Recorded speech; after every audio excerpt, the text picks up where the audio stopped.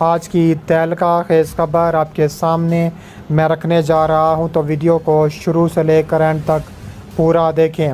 ناظرین گرامی، بڑی بریکنگ نیوز کے مطابق اسرائیل کا ایران پر تباہ کن حملہ، ایرانی ہیلی کاپٹر تباہ و برباد کر دیا گیا۔ ایرانی میزائلوں نے نشانے باندھ لیے۔ ایران کا منہ توڑ جواب دینے کا بڑا فیصلہ سامنے آ گیا۔ ویڈیو کی تفصیلات میں آگے بڑھنے سے پہلے ہماری ویڈیو کو لائک کر دیں، چینل کو سبسکرائب کر کے بیل آئیکن پر ضرور کلک کر دیں۔ ناظرین گرامی، ایران اور اسرائیل ایک بار پھر آمنے سامنے کھڑے ہیں۔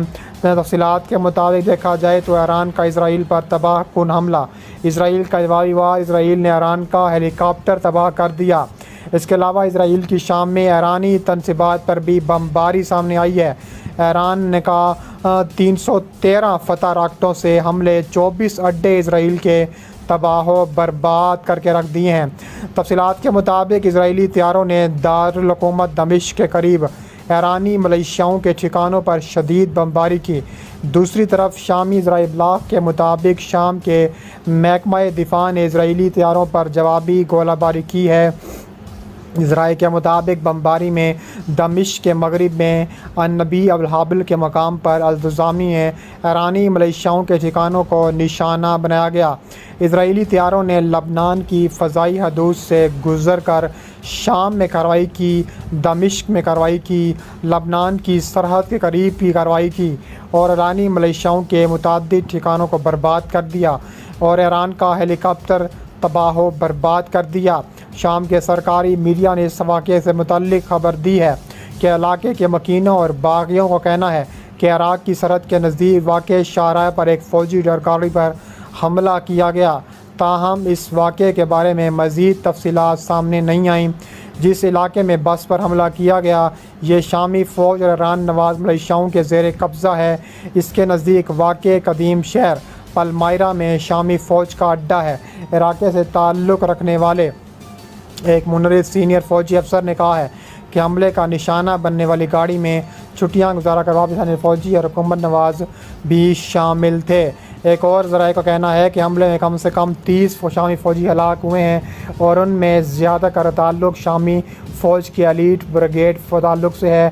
اس علاقے میں 2017 میں داعش کے خاتمے کے بعد سے شامی فوج تعینات بھی کر دی گئی ہے اور کہا جا رہا ہے کہ مزید بھی تعینات کی جا سکتی ہے اور کہا جا رہا ہے کہ ایران کا بھی تابڑتوڑ جواب سامنے آ چکا ہے۔ اس کے علاوہ اسرائیل کے وزیر اعظم بنیامین نیتن یاہو کے قومی سلامتی کے مشیر نے منگل کے روز ایران کے خلاف کارروائی کا بھی امکان ظاہر کر دیا ہے، مگر ایران کی نئی زیر زمین جوہری تنصیب کی کھدائی سے پیدا ہونے والی کسی بھی فوری خطرے کو خارج از امکان قرار دیا ہے۔ عالمی طاقتوں کی ایران پر یورینیم افزودگی کی سرگرمیوں پر نئی پابندیوں اور بم بنانے کی صلاحیت رکھنے والے دیگر منصوبوں پر مذاکرات کی کوششیں اب بے نتیجہ رہی ہیں، جس کی وجہ سے اسرائیل ایک طویل عرصے سے ایران کی جوہری تنصیبات کے خلاف کارروائی کی دھمکیاں دے رہا ہے۔ اس کا کہنا ہے کہ اگر سفارت کاری کا کوئی نتیجہ برآمد نہیں ہوتا تو وہ طاقت کا سہارا لے گا۔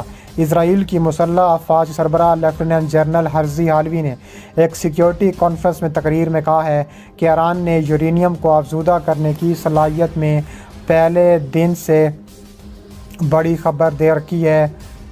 اس کے علاوہ ایران نے بھی اسرائیل کو سبق سکھانے کا بڑا فیصلہ کر لیا ہے۔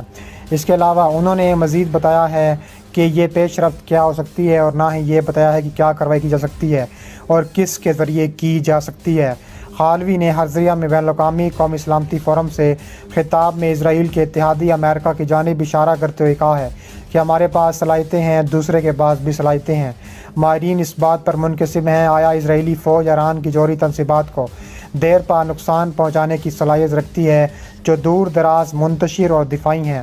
ایران نے جوہری بم کی تیاری سے انکار کیا، کسی بھی حملے کا تباہ کن بدلہ لینے کا وعدہ کیا۔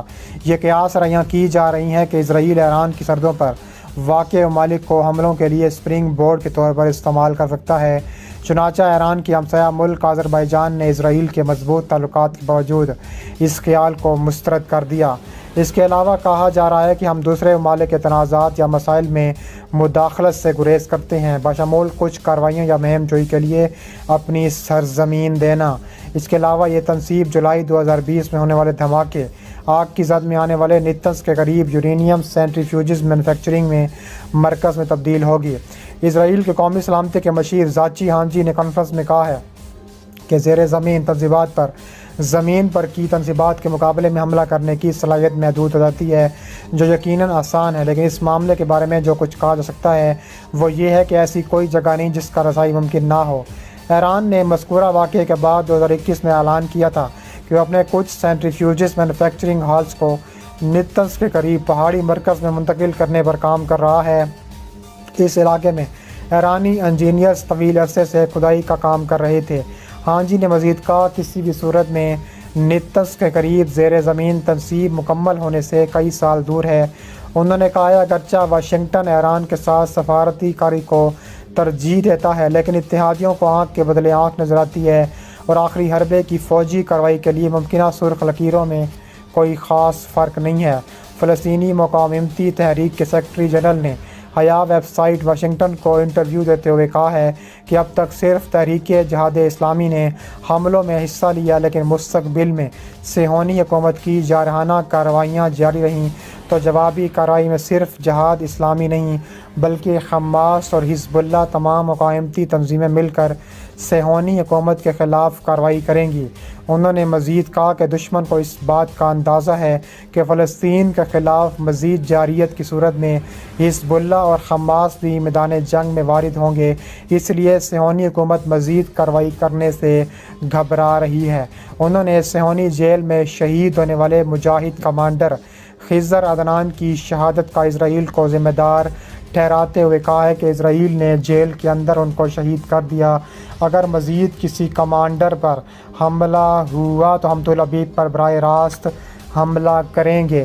انہوں نے اجتماعی مقاومتی جماعت عین الاسد کے بارے میں کہا ہے کہ اس تنظیم کو تمام فلسطینی عوام اور مقاومتی تنظیموں کی حمایت حاصل ہے۔ اسرائیل نے غزہ میں حالیہ 5 روزہ جنگ کے دوران میزائل شکن دفاعی سسٹم کو فعال کیا تھا، لیکن مقاومتی کے راکٹوں اور میزائلوں کو روکنے میں ناکام ہونے کی وجہ سے اس سسٹم کے بارے میں کئی سوالات جنم لے رہے ہیں۔ اس سے پہلے صہیونی حکومت مقاومتی حملوں کو روکنے کے لیے آئرن ڈوم کا استعمال بھی کرتی رہی ہے، جس کے بارے میں صہیونیوں کا دعویٰ ہے کہ یہ متاثرین کے خلاف تابڑ توڑ کرنے میں مصروف ہے۔